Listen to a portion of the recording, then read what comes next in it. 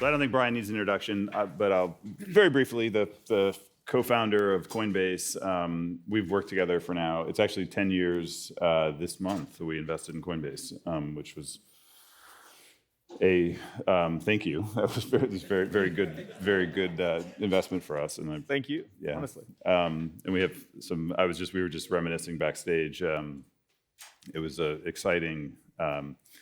So I think we'd first met in, I think it was like February of 2013, when you were doing your Series A. And then I remember coming by a few times to visit you guys. You had like 8 people in that apartment. And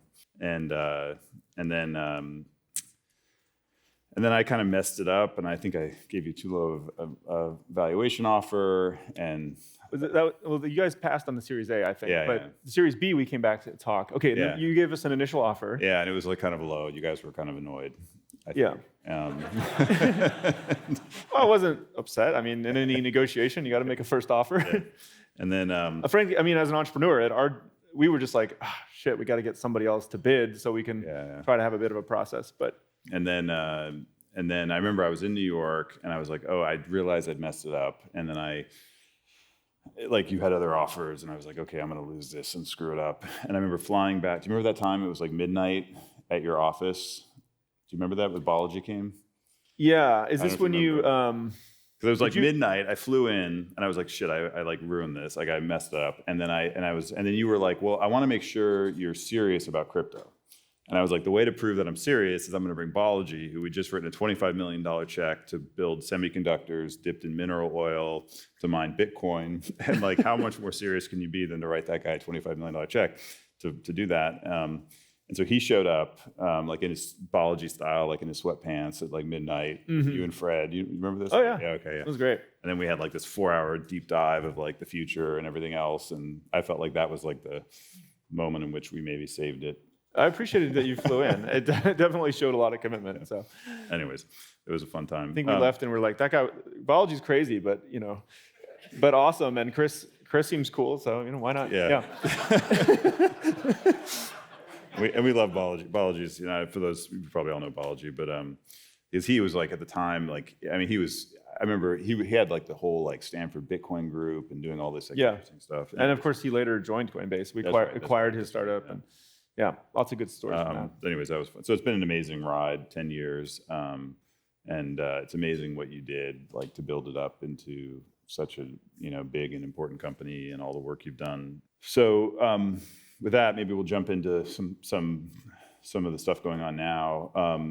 The last year we were here, I think you spoke to Ben, and FTX had just blown up. And now, obviously, SBF's been convicted.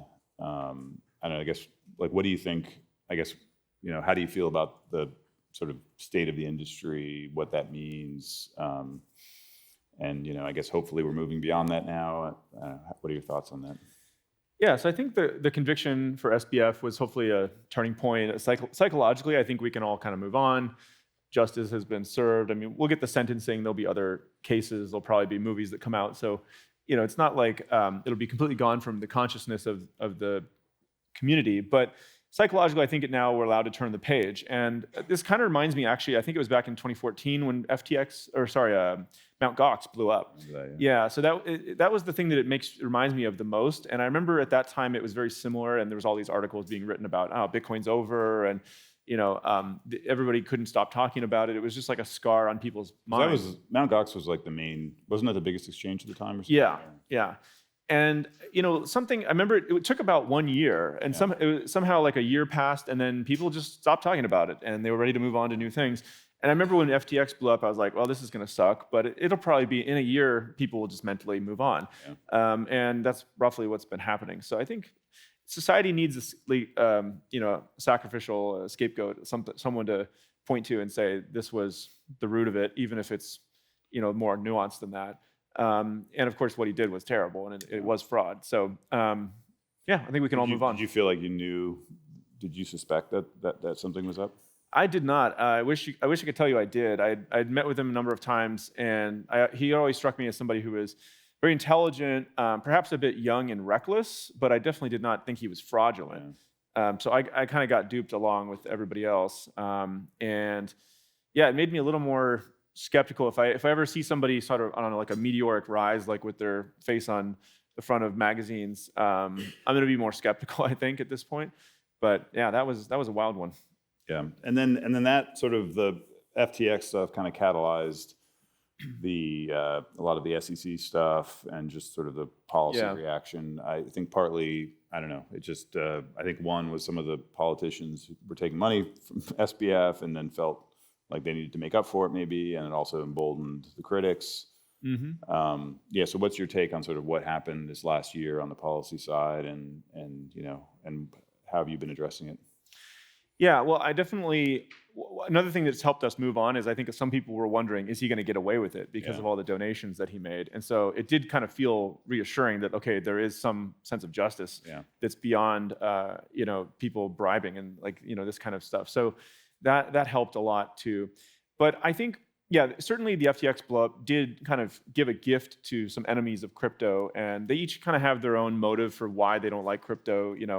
They want the big banks to have power. They're just afraid of change, and there's moral panics. Maybe they just are anti-freedom or whatever, and they want to control society instead of allowing people to have freedom. But for whatever reason, they took it as a gift. Never let a good crisis go to waste. And so we did see, Gary Gensler, Elizabeth Warren, especially, really make a concerted effort to kill crypto and kill the industry. They did it, through Operation Choke Point 2.0. They did it with That's the banks. So for those who don't know, that's many of you have not been able to get bank accounts, and that's sort of this back channel thing that we think. Yep, exactly. And through the media, through just indiscriminate kind of lawsuits being sent out to everybody. And so, look, the bad news is that they were able to harm the industry over a relatively short period of time. I would say a couple of years. The good news is that they failed to kill crypto.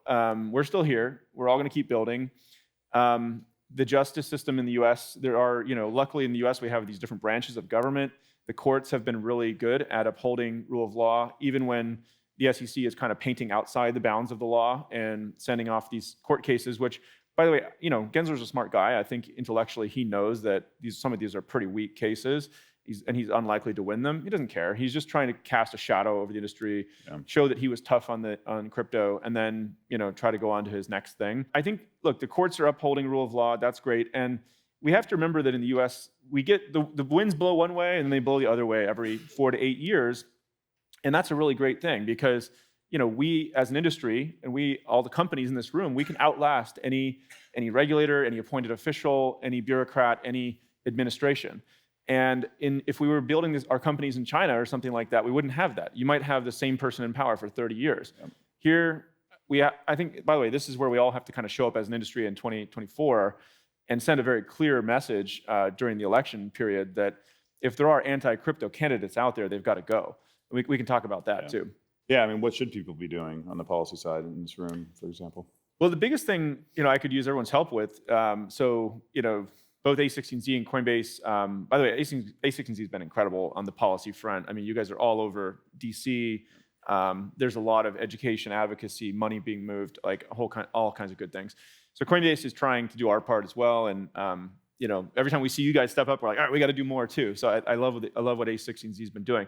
But one thing I think we can ask from everybody in the room here is, there's an industry group, standwithcrypto.org. Go check it out. Go sign up. If you can help us share that message out there on social, maybe in your products, with your employees. The idea behind it is to there's 52 million people in the US who have used crypto.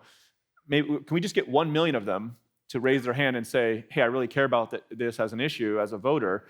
And that would be enough people to really move the needle in a lot of these districts, congressional races, local politics, even in presidential races, potentially. And so we're asking those people who are raising their hands to sort of say, okay, can you donate? Can you vote? Can you call your congressperson? Can you share this on social? Can you show up at this town hall?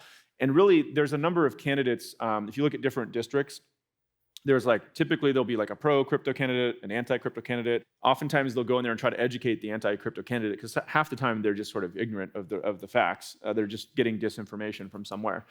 But if there's an educational effort and they're not willing to kind of be constructive in around crypto policy and ensuring people have the freedom to use this technology, then they got to go. Yeah. And this is where we can act. Like in an example, I think Coinbase has roughly 1 million users in Ohio. That's a key state right now with Sherrod Brown, and he's vulnerable. I mean, he's behind in the polls. He's anti-crypto. These are the kinds of things where we could move the needle on, I don't know, 10, 20 different congressional seats in 2024. So yeah, please sign up on standwithcrypto.org and help us share the word on that. Let's get to 1 million citizens in the US who will raise their hand and say, we care about this issue. Yeah, I would just add to that, like you, I've been going to DC a lot and meeting with elected officials. I would say it makes me kind of more optimistic in some ways. Like one, a lot of them I meet with, I think they're actually trying, they want to understand and they actually want to do the right thing, like contrary to the kind of cynical view of politics. I mean, there is a lot of things to be cynical about and the money and everything else, but like one is, and they say to me repeatedly, like, you're one of the first people that's sort of shown up that's like explained this in a coherent way. I think a lot of the industry representation has been either kind of extreme sort of Bitcoin libertarianism or just not very well done, or like SBF, obviously, just sort of negative. So like the bar is kind of low, which is kind of a good thing. Like if you show up and you're reasonable and you're trying to build something that's like societally productive, people seem impressed and they seem to listen. And there aren't that many people showing up, like actually going to DC, actually going to these meetings. Also on the money side, like it doesn't take that much money to, if you're able to donate personally to candidates you like, it doesn't take that much to have an impact there. So anyway, so it makes me kind of more, I think in some ways the industry has done such a bad job. I'm not, like this is like years ago, just sort of ignoring this or taking an extremist view that if we just do some stuff, like this really matters what people do. We had one day we went to DC and we brought a few entrepreneurs, some in the room, and it made a huge difference. Like the elected officials saw them and said, these are like reasonable people building productive things. This is very different than what I've been told of like people trying to take down the government or something, right? Right. And they're like, why are we banning this? Like essentially, like, so and we've got, by the way, in the bill that got through committee, the FIT 21 market structure bill, which would basically solve these issues, the security issues. It was a unanimous on the Republican side, and in the 6 Democrats, which is a big deal, and including important ones who all had switched sides, by the way, like they were not for this a year ago. And so I think there's a lot of reasons to be optimistic long term. I am. Yeah. No, I feel very optimistic the U.S. is going to get this right eventually. So there's a good Winston Churchill quote around that. But yeah. So maybe let's switch gears a little bit to tech. So you've done a bunch of interesting stuff. Just looking at your last earnings, reading the public stuff, it seems like you have this pretty interesting growing stablecoin business. And then I think what I find really exciting is the stuff you're doing with Base, which is really innovative and I think really pushing kind of the utility side. So you're not just sort of a trading platform, but like a real application platform. Maybe you can tell us a little bit about how you're thinking about that. Yeah, well, so of course, Coinbase started off as an exchange, and we're now doing many different things. And I've always been really, I'm not really a trader at heart, actually. I'm really got excited about crypto in terms of creating more economic freedom globally and like a more efficient financial system and payments. And if we can just make payments like fast, cheap, global, kind of like a WhatsApp message, that alone would just unlock an incredible amount of potential in the world. And so anyway, we've been very excited about kind of self-custodial wallets, like commerce applications, payments, stablecoins for a long time. And we have product efforts in each of those areas. One of the biggest areas, I mean, I don't have to tell this crowd this, but layer 2 is a huge deal, I think. It is one of the best opportunities we have to kind of kick off the next wave of adoption and innovation in crypto. How do we get it to the next 100 million people? How do we get it to 1 billion people using this technology globally? I think layer 2 is going to play a huge role in that. It's kind of like the internet moving from dial-up to broadband, right? And so it'll, when you bring down cost, you bring down the time to confirm these transactions, like a whole new wave of applications kind of get opened up. So we're trying to do our part in that with Coinbase, and we've launched Base, this layer 2 solution built on the Optimism stack. So we're trying to work with the community. It's not just one more layer 2. It's using the Optimism stack, and there's lots of good layer 2s out there. By the way, we're going to integrate a lot of them. So I'm not trying to pick favorites here, but we happen to build based on top of that. It's I think it's the number 3 L2 now by TVL and transactions per second, things like that. we're trying to reach out to everybody in the community building these applications and just talk to them about how they can integrate it.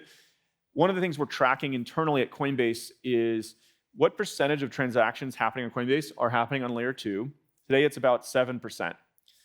I think that's way too low. I think we're going to be in a world here in 3 or 4 years where layer 2 is the default, right? And it's kind of like, I don't know what an example would be like. This is a bad example, but if you're on the internet, and you could you manually, use Telnet to connect to some IP address or something? Like, yes, you could, but nobody does that, right?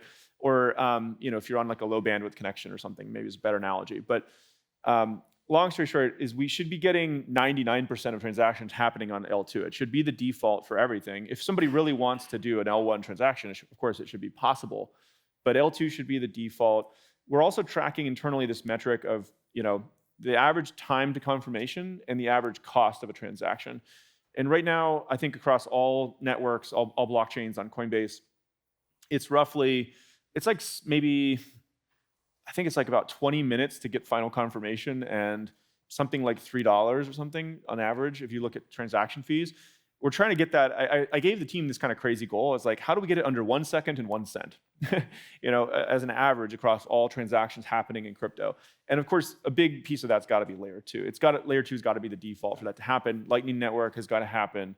All these different pieces. So, we might even be able to do smart things around optimistic confirmation. And you could imagine end to end if you instrument that. Where is the time taking for a transaction to confirm?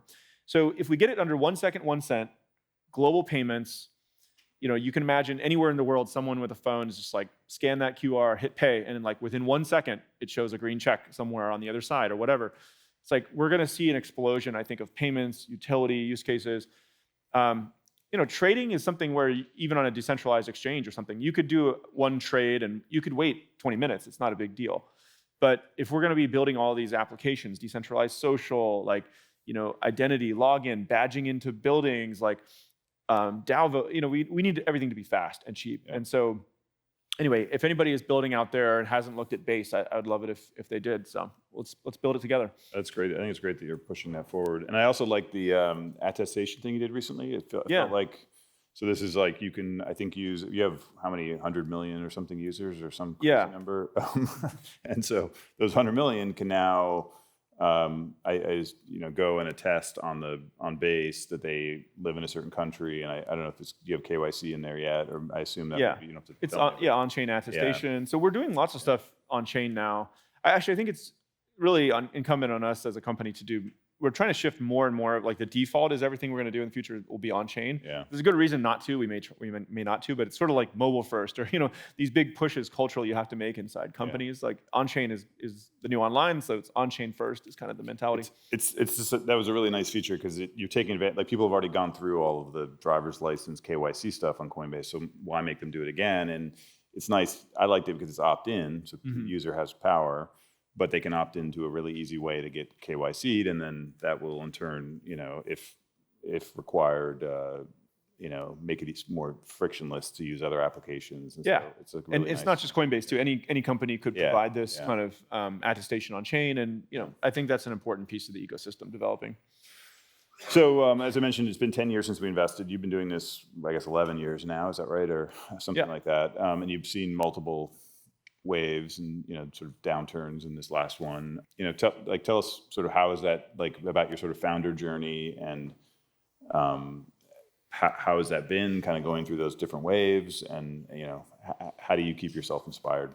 Yeah, well, I mean, so everybody, I don't know how many people in the room, maybe this is the first crypto winter, but we've been through a few of them now, and you kind of have to, on the way up, there's so much hype and great articles being written about it, and you're getting invited to cool parties, and journalists want to talk to you. And when things are down, you stop getting invited to cool things. Journalists ask you dumb questions like, what are you going to do now that crypto's over, or whatever. They haven't really asked me that in this downturn, which is a shift. It was like clean tech for me. Like you're the VC who did clean tech. I was like this bad negative. Yeah. So there's definitely an art to cultivating this mindset of just like tuning out all the noise. Like if people are saying you're great, you got to ignore that. And if they say you suck, you got to ignore that. And that's just a journey of entrepreneurship is like, when FTX blew up or the macro economy came down, I was kind of like, I was like, all right, we've seen this before. The next few years are going to kind of suck, but let's just wake up every day, put one foot in front of the other, try to build some good stuff. Like this too will pass. And so there's definitely an art to kind of getting in front of the company. And, any of you as founders may have felt this, where sometimes you feel like, oh shit, I got to get in front of the company and like put on a good face and like tell them how excited I am, and carry the team. And there's certainly an element of truth to that. Like, entrepreneurship's not fun. It's supposed to be hard. That's what makes it fulfilling and like building something good in the world over many, many decades. So there's some mornings where I wake up and I'm just like, oh man, like my mind's not in the right place, or like I'm tired or whatever. I've been grinding the last 3 weeks. And I try to just like have this morning routine where I get myself psyched up. And I saw a bunch of you at the gym this morning, and put on a little David Goggins, or listen. I like listening to biographies of people who have tried crazy stuff, and it makes all your problems look small by comparison. Or I remember there was a couple times in the last crypto winter where I was just like, oh man, this sucks. Like these people on my team are fighting. This person's like suing us. This whatever. Like we lost this much money in some bug, and I was like, everything sucks. And then I'd go watch some documentary about like the space program, and these astronauts like blew up on the launch pad, or watch something about World War II, or like Band of Brothers or whatever. And I'm like, oh my God, like all the problems we have are tiny. Like somebody sent me a mean piece of paper by email. Okay, whatever. Like nobody died today, right? There's actually a great line in that show Succession where Kendall's like on the plane and he's like, we're gonna fight for our lives. And his sister's like, no, you're not. You're just sending documents back and forth over email. There's some days you kind of have to laugh about it, and you're just like, I mean, nobody died. Like, let's just get back on the horse, keep building some stuff. Who cares? Like, if some angry person's like writing dumb articles or suing you or whatever, like, you can't let that stop you. Keep building good stuff. Yeah. Awesome. So maybe with that, we'll go to some questions from the audience. What are your current views on remote versus hybrid versus in-office work? Yeah, I think every CEO is kind of trying to figure out this right now. So there's no one right answer. But for us, what we're doing is, so we went remote first, we call it, during the pandemic, which is not saying you have to be remote. It's saying if you want to go in the office, you can. No one's required to. And we're sticking with that. I like it for now. One thing we are shifting, though, on that is that we want to make the in-office experience great. There was a weird thing that happened where, some of our offices, they weren't really fun to go in, because there was initially they had this much capacity and then only 20% of people going in. So it felt like a ghost town. There wasn't like good food service or games. So we're now in the process of kind of revamping our in-office experience to make it great. We're making kind of a hub in New York and Bay Area. And especially for earlier in career talent, I think it's really more, to them, it's like a perk, or really almost a necessity, I think, sometimes, to be around other people. There's social aspects of that. They don't have maybe as great of a setup at home. And so I think for early in career talent, they're going to want it. And for later in career talent, they're not going to want it. And so we are currently kind of trying to get the best of both worlds and make the in-office experience great, have more and more offsites coming through there so they get access and exposure to more senior talent, but not require people to come in if they don't want to. So far, we're keeping with that. And we were already kind of if I was like 15 people all in one city, okay, maybe let's all get together. But Coinbase has offices in a bunch of cities already, and any meeting I was in already had people dialed in remotely, whether they were in an office in London or New York or whatever. So we'll stick with remote first. Thanks again for coming and speak to us. You talked a little bit about your own personal way of kind of psyching yourself up during this bear market. Can you share a little bit about what's worked for your team in terms of motivating them through tough times? Well, I mean, my first thought as you said that was, so I think we really overhired in 2021. We were probably a little irrationally exuberant along with other people.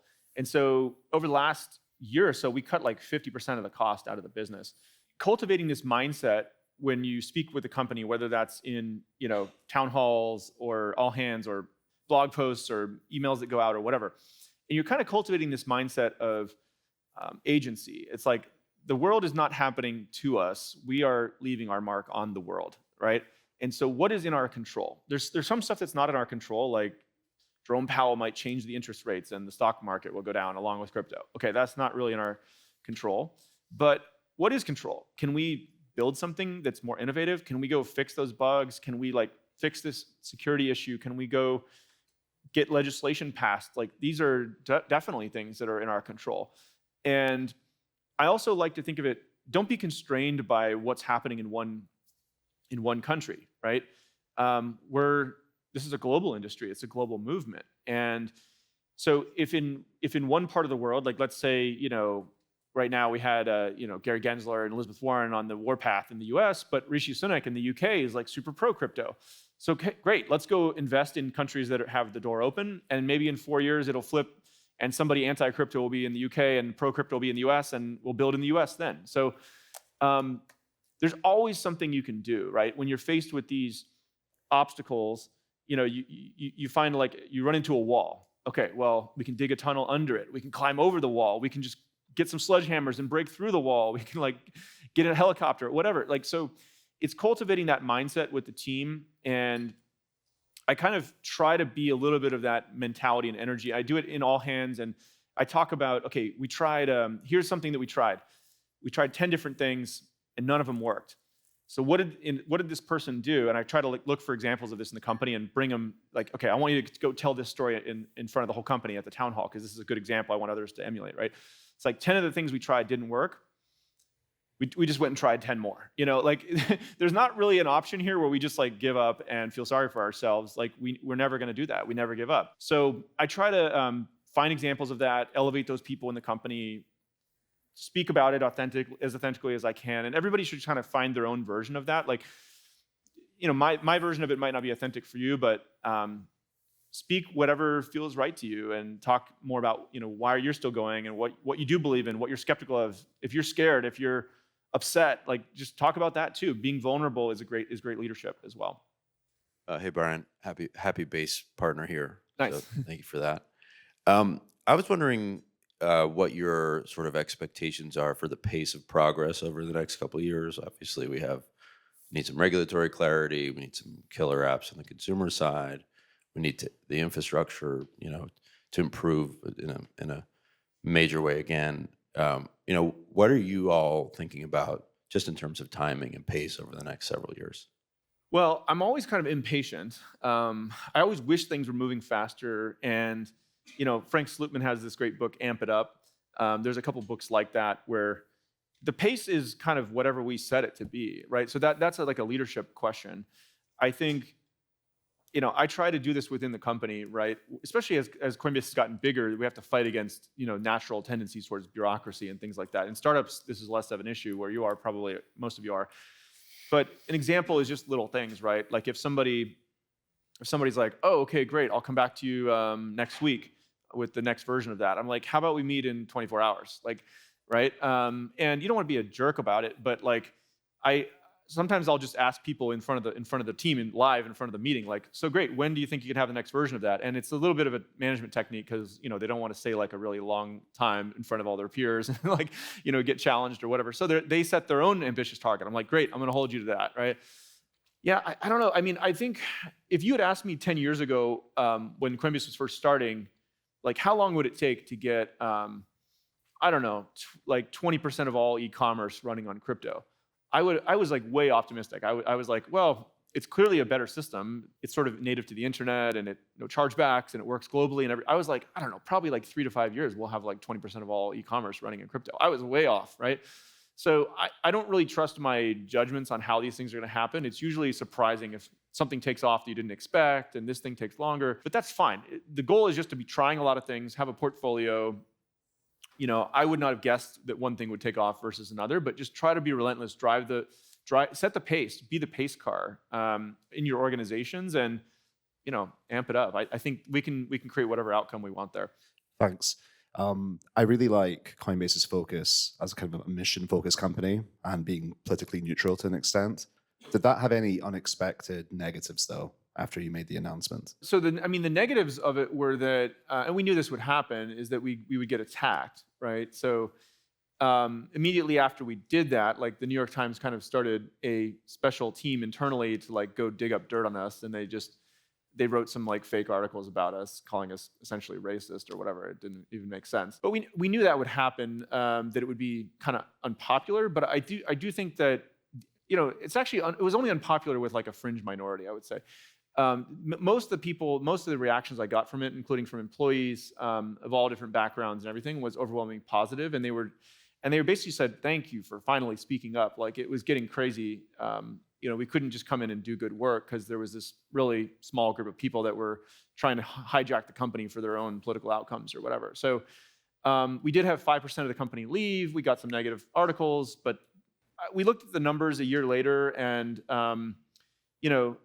most of our diversity metrics were the same or better. It didn't really.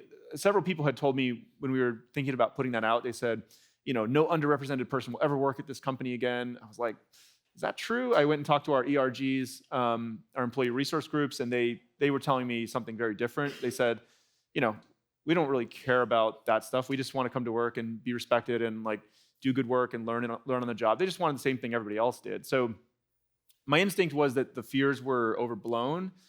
I would say it was a very positive thing, and it's allowed us to not have these unforced errors internally of like employees getting in unnecessary fights and protesting and like these flame wars happening in Slack channels and internal social media and stuff like that. So it's actually been much better. I would say my job as a CEO is a lot better because I'm not sort of being, these open mic Q&As I think are like an unforced error that a lot of companies do once they get to a certain size, and it only takes one person to sort of grandstand, hold the mic, kind of distract everyone in the whole company by trying to get you to, on stage, like, how are you going to solve the world's biggest problem of X? And I'm like, I don't know, we're focused on crypto.